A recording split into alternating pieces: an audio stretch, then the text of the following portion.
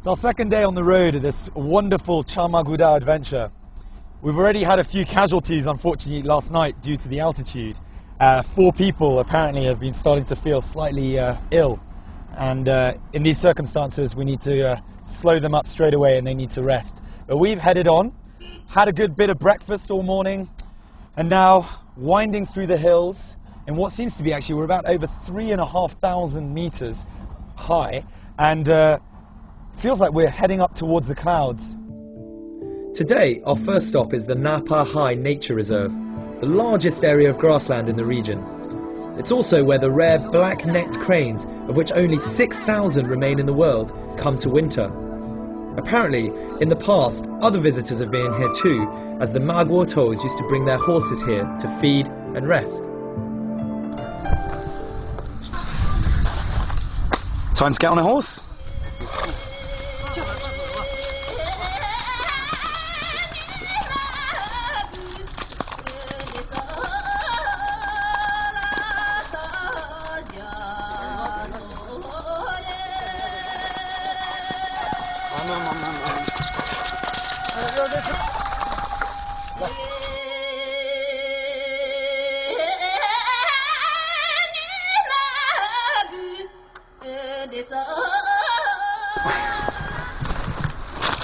Stuff like this really annoys me. We're in a place of immense beauty.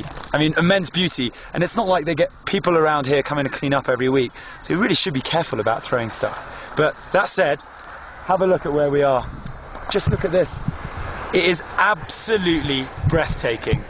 And not just because we're at 4,250 meters, because obviously that does take away the breath as well, but just the sheer beauty of it. I just spent the last 30 minutes just taking pictures and using my video camera.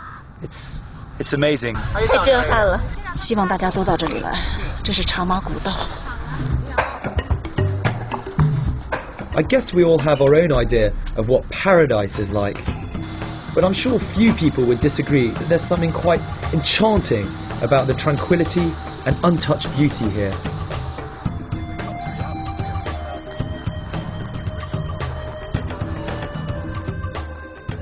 Next stop, the Pagoda Forest, a fantastic place to see the famous Meili Holy Mountain. And I can also burn some juniper incense, which Tibetans believe bring luck and prosperity.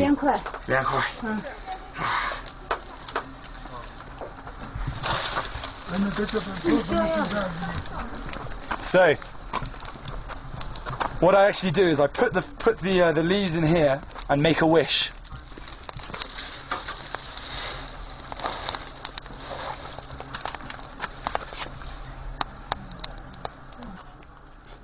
I prayed for a safe journey.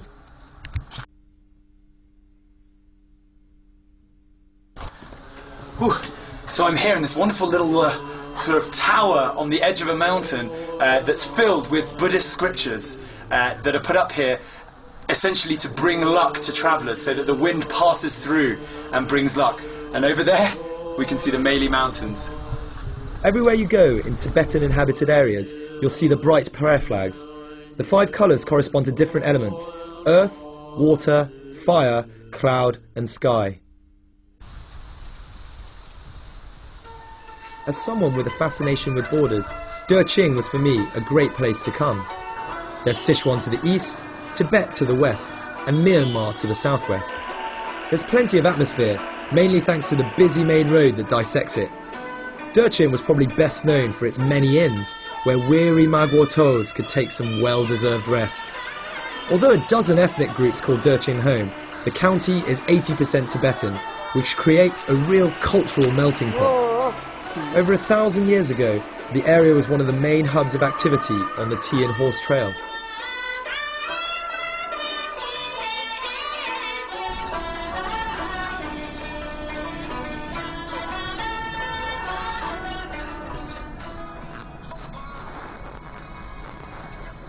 Can you see that? You got as good a view as I have. The Mingyong Glacier is probably one of the most beautiful and awe-inspiring sights I've ever seen. At first, it looks like a river on the side of a mountain. It runs from a height of 5,500 meters above sea level, all the way down to 2,700 meters. That's only 800 meters above the Lansing River. It's one of the lowest altitude and lowest longitude glaciers in the world. Sadly though, this zigzagging ice dragon is now retreating 50 meters a year. At the foot of the Mignon Glacier, I find myself in the south of France. If you've read Lost Horizon, you'll know that the monks ate berries to maintain their health and stay young. The French missionaries who came here 100 years or so ago appear to have had a similar idea as they planted grapes from which they naturally made wine. The vines were brought all the way from France to this region, where almost every family started making its own wine. Who would imagine that in such a remote Chinese village you'd find people drinking French wine every day?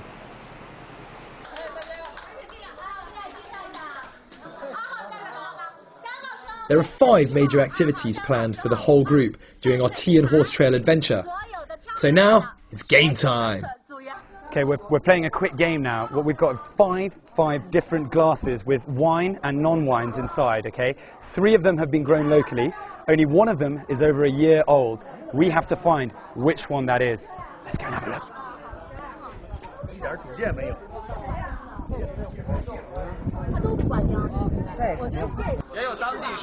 The group are taking their tasting very seriously, although some of the tasting methods do seem a little unorthodox. And the more they drink, the more confused they become.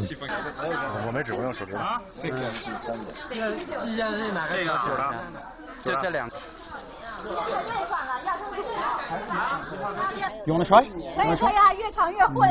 This is where I swoop in with my highly refined palate. It's not number 5. 4 is too light because the wines here, I've been told, are much darker. So that's an insider's tip. 3 actually tastes all right.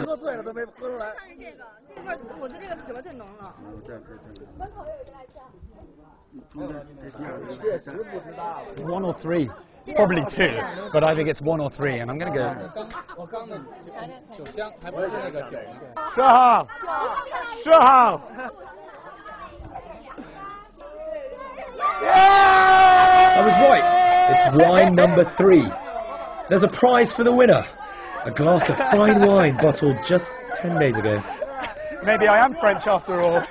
看到了梅里雪山，然后走到这个地方来喝这个葡萄酒，觉得简直是太美好了。云彩离我都很近，好像是在云彩里喝酒的感觉。这边的酒有一股古朴的感觉，特别淳朴，就像这边的人民一样。Everything is different, and drunk is the wine is different, really different. You want to try? Come here. The Meili Holy Mountain has 13 peaks that are over 6,000 meters. The highest is Kawa Gerbor, which means the god of the snow mountain. Legend has it that the peak is the incarnation of a Tibetan god who helped drive away an evil spirit. Kawa Gerbor remains unconquered to this day, but at least we were lucky enough to see the top.